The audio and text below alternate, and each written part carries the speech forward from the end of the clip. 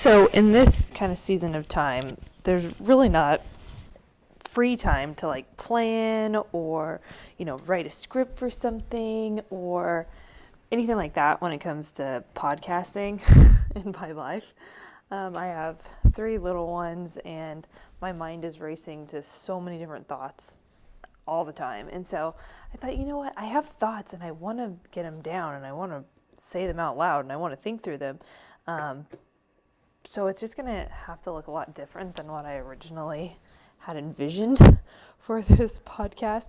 When I started it, it really was a way to get myself to see my own blind spots, see what I'm not thinking through correctly, because obviously you say anything publicly and people are going to respond. They're going to have an opinion about it. They're going to tell you about it, for better or for worse. But in most instances, it can be a really good thing because just like Proverbs says, someone who's willing to take a rebuke is wise.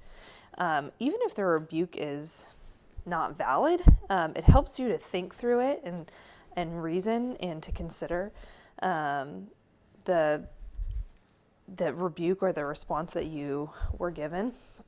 So that was one of the first visions for the Blind Spot podcast, but the other was for other people to think through their blind spots, because I think there was a lot of things going on, and there's a lot of things going on in evangelicalism that really need to be talked about, that Big Eva does not talk about. And I didn't even know what that term was. I was like, what's Big Evo? What are we talking about? And then I realized a lot of the people that I had kind of learned from and were following were considered Big Eva. And I was wondering why I was wrestling with things that they had been saying and promulgating. And so anyway, my own little podcast has really helped me to articulate my viewpoint a lot more clearly and to change my perspective on a few things. So one thought that's been on my mind recently, I've been making cookies. Okay, and you might be thinking, why in the heck are we talking about cookies? But it all comes down to this thought of doing things excellently. I grew up in an environment and in a home that is very laid back, I guess, in certain things. That we were never into. Okay, let's say it like this. My family is Okie. Okay, they came from Oklahoma and Texas and the Dust Bowl. They're rednecks. They didn't have a lot of money growing up. But then my family started to get into like education and then gained more wealth and now would be considered middle class.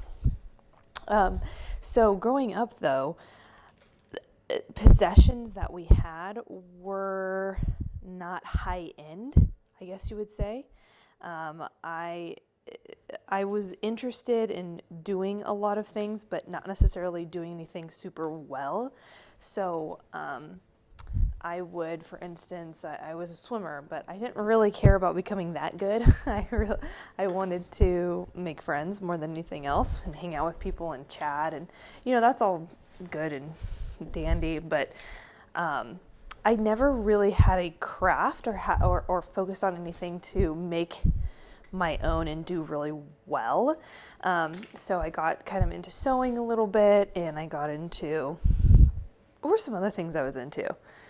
Sewing, gymnastics. I was in ASB. I was involved in so many things growing up, but I didn't ever focus my attention on one thing in particular. And if I know something about God, I know that everything He does excellently. He does wonderfully. And so I started making these cookies, right? I started making cakes. And actually it all started when my son was turning 2, my oldest was turning 2, and I was like, I want to do something like fun for his birthday. Okay, let me make a cake. And he was into cars, as a lot of little boys are. I know there's some people out there saying girls are too, but it's primarily a boy thing. And So I saw a couple options and I was like, what do you like? What are these cakes do you like? And we landed on, he kind of wanted a fire truck. And so I made this fire truck cake and it turned out like really good because I was like, I want to make this really good. I don't want to make this like crappy version of it. And so it turned out really good. I mean, a professional would look at it and be like, okay, there's a lot of technical difficulties here, but I put a lot of time and effort into it.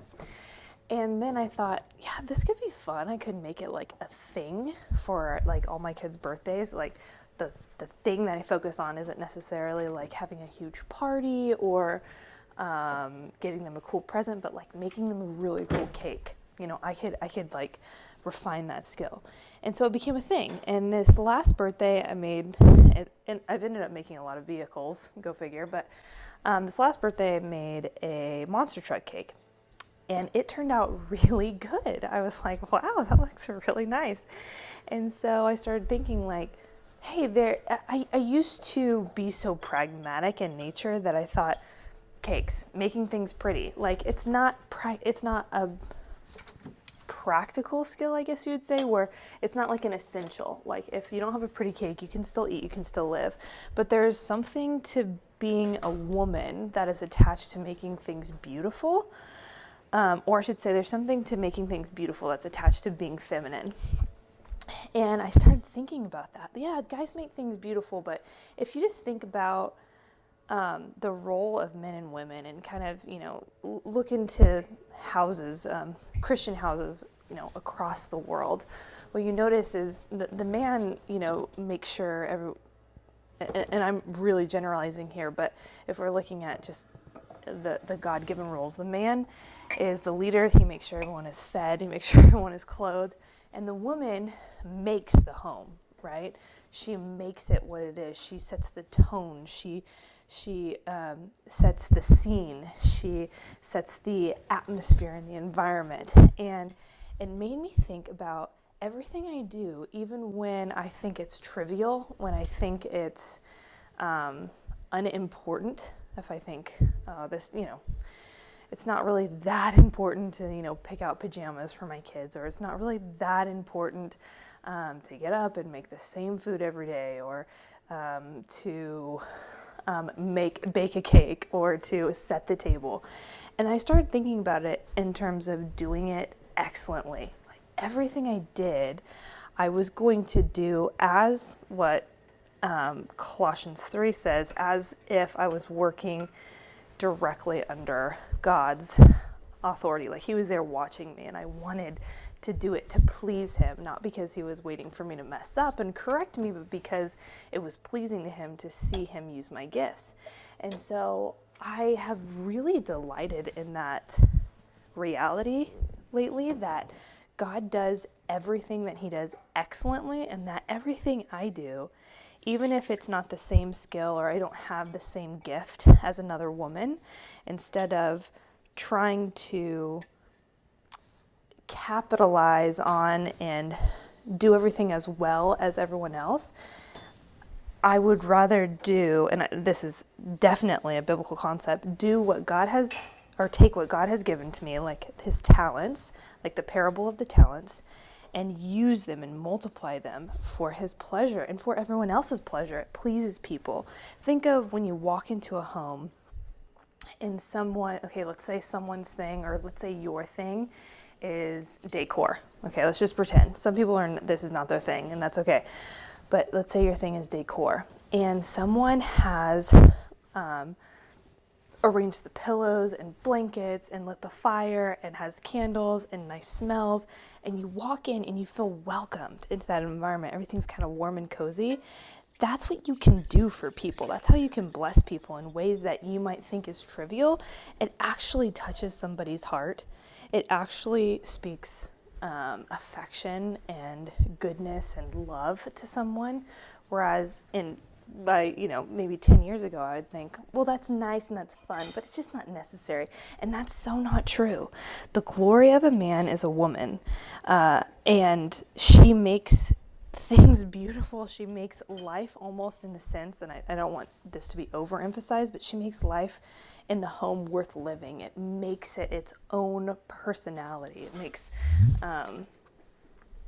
a place and a home warm and inviting and good. And so I think my encouragement in this to myself and to anyone else who's listening is whatever you do, whatever you're going to do it excellently. What are you good at? What do you like to do? What do you enjoy doing? Don't try to make yourself like something that you really hate. Do you like cooking? Do you like cleaning? Do you like writing cards for people? Do you like just to go on a walk in the neighborhood and say hi to people?